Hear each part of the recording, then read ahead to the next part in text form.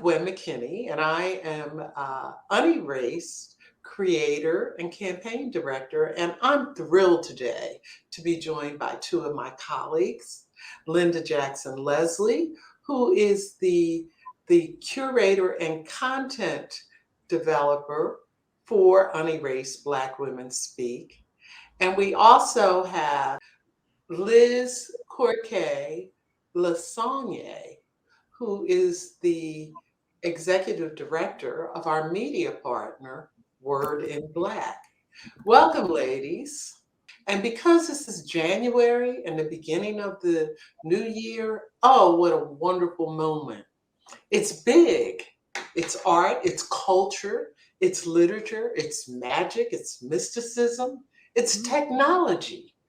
It's the past, it's the future. Now, for us, let's make it plain. What does it mean for us now and for today? I'd like to start with Liz, and then Linda, you can chime right in because this is a conversation. Gwen, thank you so much for having me here. It is really wonderful to have this conversation. When I think about Afrofuturism, particularly as we kick off 2024, which is an election year, and I sort of dub it like Black to the future because there's so much that connects the past with the future in our communities. We talk frequently about our ancestors. So when I think at the most fundamental place about Afrofuturism, I think about my grandmother's garden because she had a community garden and she grew everything in that backyard. And that was because of the dystopian world that Black folks have lived in since day one in this country.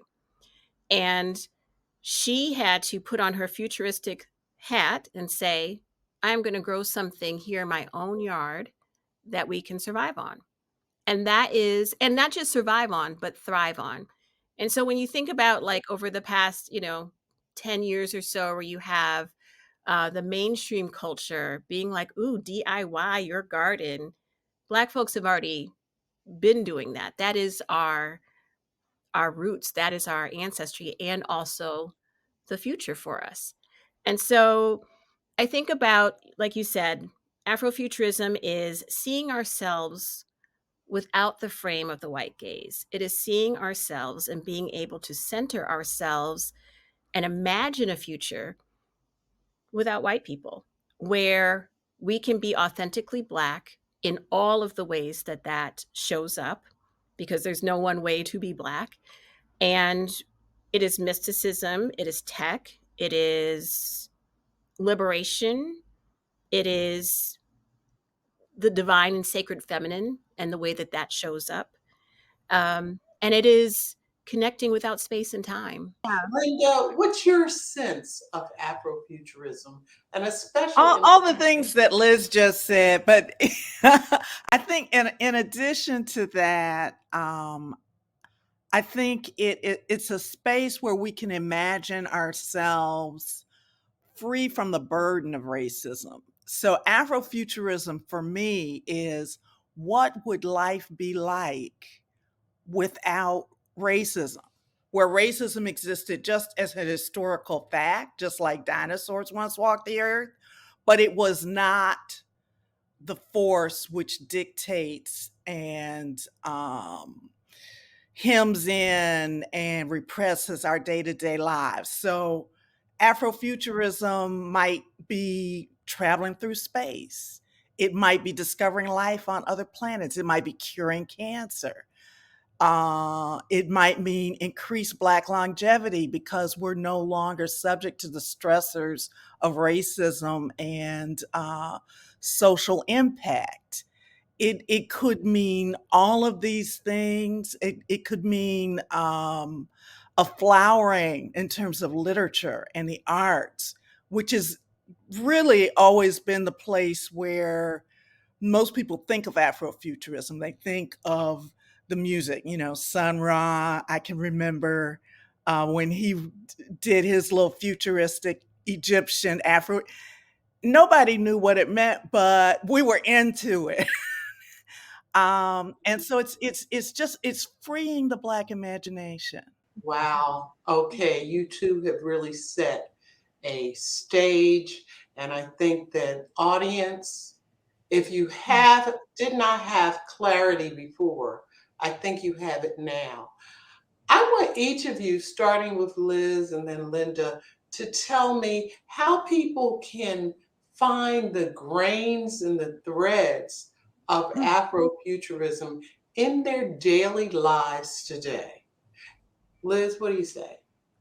That's a great question. It's interesting because we have such a deep history in this. And, I was thinking about Star Trek and Uhura and how, Dr. King convinced her to stay on the show because he was such a huge fan, and how he said that that was the one show that he and Coretta allowed their children to I watch. didn't know that. Learn something Yeah. new every That day. Wow. had gotten an opportunity to go onto Broadway. And Gene Roddenberry said, "Oh, there's a fan actually that I really want you to meet." And it turned out to be Dr. King. And he said to her, "You can't leave. And so when I think about how her role then had a direct connection to so many women, and particularly Black women, seeing themselves at NASA and then ending up working at NASA, seeing themselves in tech, in space, um, that I think is real. Now, what does that look like today? That looks like folks like Dr. Fallon Wilson, who people call the Fannie Lou Hamer of tech, right? And all of her visioning and work that she is doing to uh, ensure that AI, for example, is stripped of the racism that is being coded into it as we speak. All of the work that she is doing to ensure that the tech industry has racial equity and gender equity in it. I think of the work that Dr. Ruha Benjamin is doing at Princeton, and her last book, Viral Justice, and all of the examples of people who are putting these seeds of a different future into their communities, whether that is through projects that um, look at racial weathering and the way that it reduces our lifespan, and how do we counteract that, through nutrition, through safety, all of those sorts of things. But I think that folks sometimes can think, well, is this then just a thing of the ivory tower of folks with PhDs and all of that sort of stuff? But again, it comes back to, if you have, there was a brother that just went viral on social media. He's a Black farmer that I think is in Virginia or something like that, and he has an engineering degree, and talked about deciding to become a farmer, and then how he sends his white staff to farmers markets because he knows that if people see a Black farmer, they will be less likely to buy his produce, even though it's the same. Right. Now, he is essentially, if you think about the concept of tech and hacking, which is what Black people have done since day one, again, we are the ultimate hackers. He is hacking a system in order to create a business for himself, a future for his family, and for his community. Now, he can picture a time when he doesn't have to send white people to the farmers market anymore, where he doesn't have to have his white employees, be assumed as being the head of the farm by restaurants or investors or whatnot. He can picture that, but he's doing that work right now within the reality. He still has that vision. And it makes me think about, sometimes folks don't know that Du Bois was actually a science fiction fan, and actually wrote I think it was a short story called The Comet. And people might say, well, then why was he doing that? Because you have to step back. You have to be able to, again, dream of, like, what is a different existence or reality for us? Because if you cannot see that, if you cannot picture that, you can't survive in this Right. country. It's imagination. Yeah. Linda, for folks who are tuning in and are kind of saying, what are they talking about? It, I mean, you all have made it more concrete, but some people see the subject matter as esoteric because they're dealing with the basics of racism and survival. What do you say to them to give them the hope and the grasp to see Afrofuturism as a guidepost? So, Afrofuturism is a guidepost in the same way that any of your core beliefs are. And I know it is difficult often for people in terms of their day to day struggle to think about something like this, but many Black people have a spiritual practice or have a creative practice where they set aside, um, it could be 15 minutes. It could be half an hour if you have that kind of time. It could be on your morning commute to work where you imagine that future. What could my future be? Aha. And And and what's that's a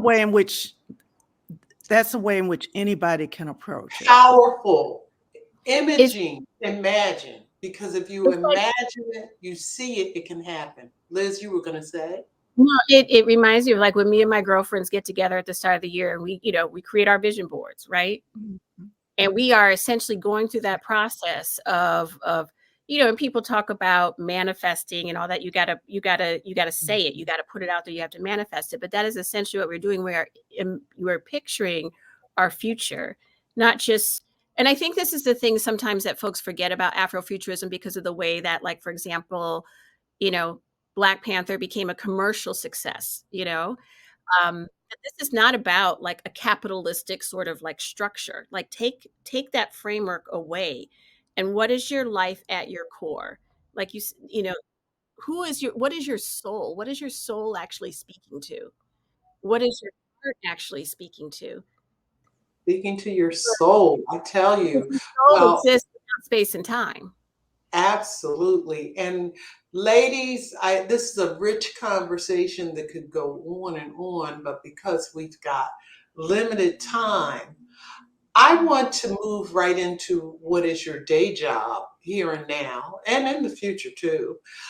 Liz is the managing director of an amazing um, news portal and news service called Word in Black.